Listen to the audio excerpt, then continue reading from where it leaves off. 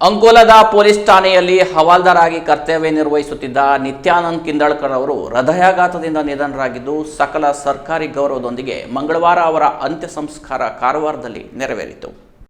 Ankola police ಠಾಣೆಯಲ್ಲಿ ಹವಾಲ್ದಾರ್ ಆಗಿ ಕರ್ತವ್ಯ ನಿರ್ವಹಿಸುತ್ತಿದ್ದ ನಿತ್ಯಾನಂದ ಕಿಂದಳ್ಕರ್ ಅವರಿಗೆ ಜನವರಿ 13ರ ರಾತ್ರಿ ಆರೋಗ್ಯದಲ್ಲಿ ಏರುಪೇರಾಗಿತ್ತು.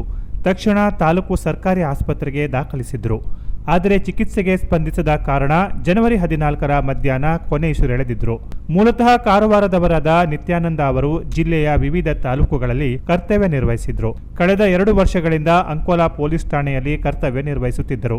ಠಾಣೆಯ ಸಹೋದ್ಯೋಗಿಗಳು ಹಾಗೂ ತಾಲೂಕಿನ ಸಾರ್ವಜನಿಕರ ಜೊತೆ ತಮ್ಮ ಆತ್ಮೀಯ ಒಡನಾಟದ ಮೂಲಕ ಹಲವರ ಪ್ರೀತಿ ವಿಶ್ವಾಸ ಗಳಿಸಿದ್ದರು. ಅವರ ಅಕಾಲಿಕ ನಿಧನದ ಸುದ್ದಿ ತಿಳಿದ ಸಿಪಿಐ ಚಂದ್ರಶೇಖರ ಮಠಪತಿ, ಪಿಎಸ್ಐಗಳಾದ ಉದ್ದಪ್ಪ ದರೆಪ್ಪನವರ್, ಸುನಿಲ್ ಹುಲ್ಲೊಳ್ಳಿ, ಸುಹಾಸ್ ಹಾಗೂ ಇತರೆ ಸಿಬ್ಬಂದಿಗಳು ಆಸ್ಪತ್ರೆಗೆ ಭೇಟಿ ನೀಡಿ ಕಂಬನಿ ಮಿಡಿದರು. ಕುಟುಂಬದವರ ಆಕ್ರಂದನ ಮುಗಿಲು ಮುಟ್ಟಿತ್ತು. ಮೃತರ ಶವವನ್ನು ಕಾರವಾರದ ಕೆಎಚ್ಬಿ ಕಾಲೋನಿಯ ಸ್ವಗೃಹದಲ್ಲಿರಿಸಿ ಅಂತಿಮ ದರ್ಶನಕ್ಕೆ ಅವಕಾಶ ಕಲ್ಪಿಸಲಾಗಿತ್ತು. ಬಳಿಕ ಅವರ ಅಂತ್ಯ ಸಂಸ್ಕಾರವನ್ನು ಸರ್ಕಾರಿ ಸಕಲ ಗೌರವದೊಂದಿಗೆ ಧೋಬಿಘಾಟ್ ಮುಕ್ತಿಧಾಮದಲ್ಲಿ ನೆರವೇರಿಸಲಾಯಿತು. ಈ ಸಂದರ್ಭದಲ್ಲಿ ಪೊಲೀಸ್ ಇಲಾಖೆಯ ಹಿರಿಯ ಕಿರಿಯ ಅಧಿಕಾರಿಗಳು, ಗಣ್ಯರು, ಹಿತೈಷಿಗಳು, ಕುಟುಂಬಸ್ಥರು ಅಂತಿಮ ನಮನ ಸಲ್ಲಿಸಿದರು.